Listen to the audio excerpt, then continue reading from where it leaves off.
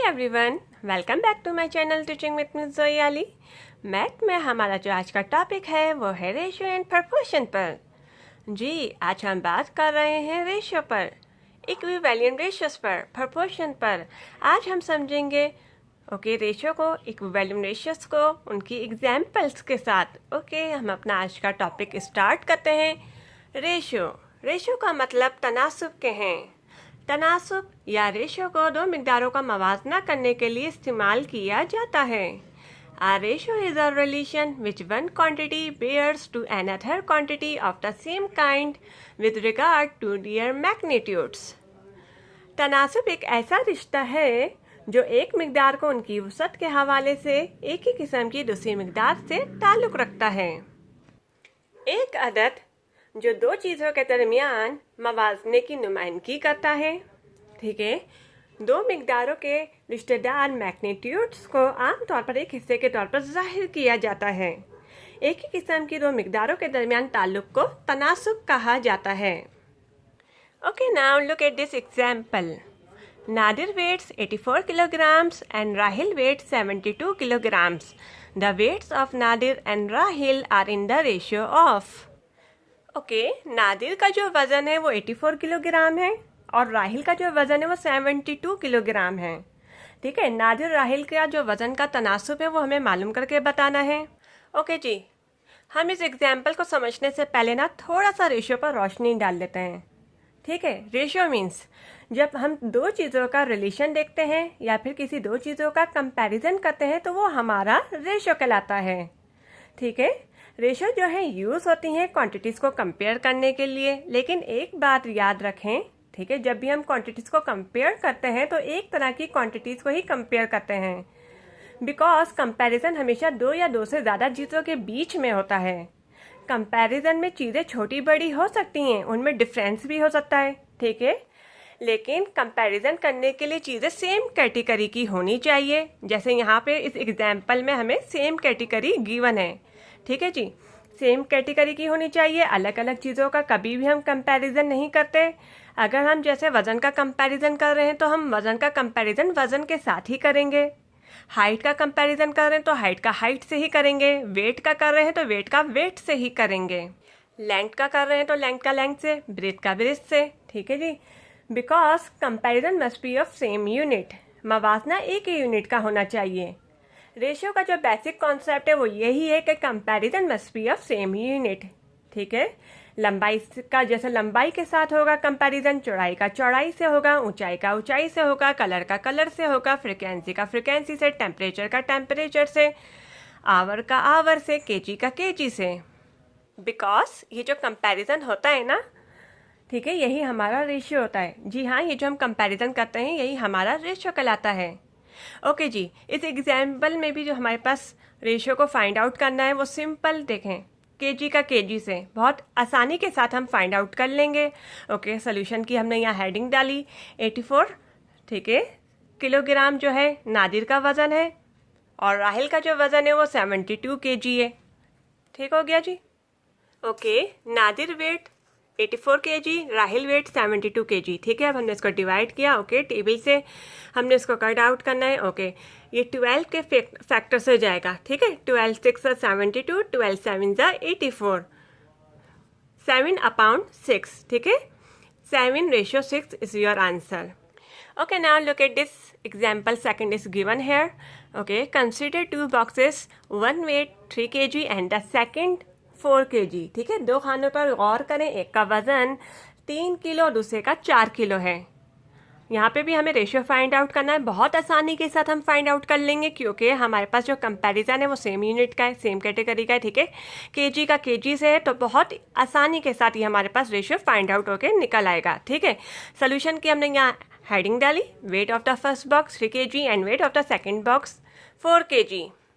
Okay, weight of the first box हमारे पास 3 kg था, weight of the second box 4 kg था। ठीक है, हमने इसको डिवाइड किया, लेकिन ये किसी भी फैक्टर से टेबल से कट आउट नहीं हो रहे। ठीक है, ये सिर्फ अपने अपने टेबल से जाएंगे, लेकिन हमें कोई ऐसा टेबल लेना पड़ता है जिससे ये ऊपर नीचे कट आउट हो जाए। ठीक है, यानी जब ये किसी भी टेबल से नहीं जा रहे तो फिर सेम एज इट इज़ वैसे के वैसे ही रहेंगे। यानी weight of the first box आपका 3 and weight of the second box आपका 4। ठीक है, 3/4 यानी 3:4 इज़ योर आंसर। ओके जी, हम थोड़ा सा मज़ीद इसको यहाँ पे डिटेल में समझ लेते हैं। Weights of this boxes can be compared only if the two weights are given in the same unit. The same unit is ignored from the both the numerator and the denominator.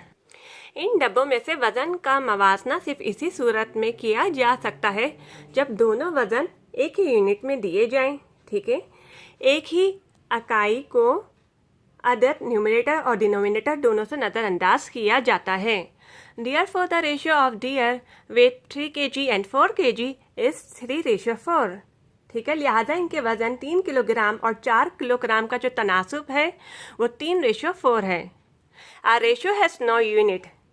तनासुब की कोई इकाई नहीं होती। Okay, now look at this third example is given here। Okay, third example में हमसे पूछा जा रहा है 0.5 मीटर्स एंड 75 सेंटीमीटर। ठीक है, इसका हमें रेशियो फाइंड आउट करके बताना है। हमने रेशियो फाइंड आउट करने के लिए आपको एक चीज़ बताई थी ना कि कंपैरिजन करने के लिए चीज़ें सेम कैटेगरी की होनी चाहिए, अलग अलग चीज़ों का कभी भी कंपैरिजन नहीं होता। ठीक है, यहाँ पे भी यही मसला हो रहा है। ठीक है, यहाँ पे हमारे पास मीटर गिवन है और यहाँ पे सेंटीमीटर गिवन है। ओके, यहाँ पे मीटर कम है, सेंटीमीटर ज़्यादा है। अब हम इसको इसी सूरत में कर सकते हैं। ठीक है, जब हम मीटर को उसके सेंटीमीटर में कन्वर्ट कर दें। ओके, इस एग्जाम्पल के अंदर हमें रेशियो फाइंड आउट करने के लिए मीटर को उसके सेंटीमीटर में कन्वर्ट करना पड़ेगा। ठीक है, मीटर को सेंटीमीटर में किस तरह से करेंगे, देखें 1 मीटर हमारे पास 100 सेंटीमीटर होता है। ठीक है, 1 मीटर 100 सेंटीमीटर होता है, 2 मीटर 200 सेंटीमीटर होता है। अब आपको यहाँ पे सेंटीमीटर में हमें इसको कन्वर्ट करना है, तो 1 मीटर हमारे पास, ठीक है, ये 0.5 मीटर है। तो 1 मीटर 100 सेंटीमीटर हुआ, तो फिर 0.5, ठीक है, 1 का हाफ कर दें आप, तो वो 100 का भी आप हाफ कर दें तो वो 50 हो जाएगा। ठीक हो गया, कितना हो गया मेरे पास 50 सेंटीमीटर। 1 का हाफ 0.5 हो गया। ठीक है, 100 का half 50 centimetre. Fine, 50 centimetre ratio 75 centimetre arrange कर दिया हमने। ठीक है, ओके जी, यहाँ पे मैंने रफ वर्क को मेंशन भी कर दिया है ताकि आपको पता लग जाए कि 0.5 मीटर को आपने किस तरह से सेंटीमीटर में कन्वर्ट किया। ठीक है, अब हम सिंपली इसका रेशियो फाइंड आउट करके बता देंगे। 50 सेंटीमीटर रेशियो 75 सेंटीमीटर। ठीक है, 50 डिवाइड बाय 75, इसको हमने टेबल से कट आउट किया। ओके, 2/3, जैसे आप 2/3, 2, ठीक है, ओवर 3 भी कहते हैं, 2/3 भी कह सकते हैं। Okay, is your ratio is 2:3 is your answer.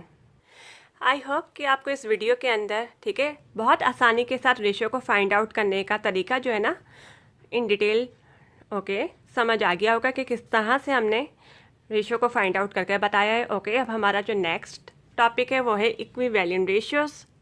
सही है, are ratio remains unaltered when both the terms are multiplied और divided by the same number. ठीक हो गया, जब दोनों इस्तिलाहात को एक ही नंबर से ज़र्ब या तकसीम किया जाए तो तनासुब तब्दील नहीं होता है। Okay, now look at this example is given here. Okay, अब हम जो इक्विवेलेंट रेशियोज को उनके एग्जाम्पल के साथ समझ लेते हैं। ठीक है, 4:8 is given here, 4:8 is given here. ठीक है, 2 रेशियोज आपको गिवन है। अब आप नंबर्स देख कर कहें कि ये तो इक्वल हैं। ठीक है, ये इक्वल रेशियो हैं। सही है, आपको नंबर्स देख के ये इक्वल रेशियो लग रहे हैं, बिल्कुल ये इक्वल रेशियो हैं। ओके, अब आप यहाँ देखें 10:20, 12:24। ठीक है, अगर हम नंबर्स को देखकर कहें कि ये इक्वल रेशियो है तो नहीं, इक्वल रेशियो नहीं है। ठीक है, हाँ, अगर मैं इसको सिंपलेस्ट फॉर्म में सिंप्लीफाई करूं, दिस मीन्स अगर वो सिंपलेस्ट फॉर्म में भी इक्वल आ रहे हैं तो फिर ये हमारे इक्वल रेशियो होंगे। ओके जी, अब हम इसको सिंपलेस्ट फॉर्म में सिंप्लीफाई करके देख लेते हैं कि ये हमारे इक्वल रेशियो हैं कि नहीं, यानी हमारे इक्विवेलेंट रेशियो हैं कि नहीं। 20 रेशियो, ठीक है, 10:20, 12:24। ठीक है, 10/20, 12, ठीक है, डिवाइड बाय 24, इसको हमने टेबल से कट किया। फाइन, ये 5 के फैक्टर से कट हुआ। 5 2 10, 5 4 20, 2 2 4, 2 1 2। ठीक हो गया। इस 6 के फैक्टर से गया, 6 2 12, 6 4 24, 2 2 4, 2 1 2। ओके, 1/2, 1/2। ओके, 1:2, 1:2। अब आप इनको देखकर ये कह सकते हैं कि ये आपके इक्वल रेशियो हैं। Okay, two ratios are equivalent if they give the same result when express in their simplest form. दो तनासुब मसावी हैं अगर वो एक ही नतीजा देते हैं जब उनकी सादा तरीन शक्लों में इजहार किया जाता है। For example are 20:30 and 24:36 equivalent ratios. क्या 20:30 और 24:36 क्या इक्विवेलिएंट रेशियो हैं? ओके जी, अब हम बहुत आसानी के साथ इसको यहाँ सॉल्व करके बताएंगे। सोल्यूशन की हमने हेडिंग डाली, express both ratios in their simplest form. ठीक है, दोनों तनासुब को इनकी सादा तरीन शक्लों में जाहिर करें। Dividing the antecedent and consequent of 20:30 by the factor 5 we get. Okay, 20:30 के साबिका और नतीजा को आंसर 5 से तकसीम करने से हमें क्या मिलता है? 4:6 मिलता है। इस एग्जाम्पल में हमें 20:30 और 24:36 इक्विवेलिएंट रेशियो हैं कि नहीं ये बताने के लिए हमें इसको सिंपलेस्ट फॉर्म में सिंप्लीफाई करना पड़ेगा। ओके, 20:30, ठीक है, हमने 20 डिवाइड इस रेशियो को 30 को यानी डिवाइड किया। ठीक है, 20, ठीक है, 5 4 20, 5 6 30, 4/6। ठीक है, 5 के टेबल से ये गए, फैक्टर 5 से गए, 4/6 यानी 4:6। ओके, नेक्स्ट है हमारा 24:36। इसको भी हम डिवाइड कर देंगे एंटीसीडेंट को कॉन्सिक्वेंट से। ठीक है, ये हमारा एंटीसीडेंट है और ये कॉन्सिक्वेंट है। इसको हम डिवाइड कर देंगे 24 डिवाइड बाय 36। ठीक है, यहाँ पे आप देखें इसको हमने फैक्टर 6 है, 6 के टेबल से ही काटा।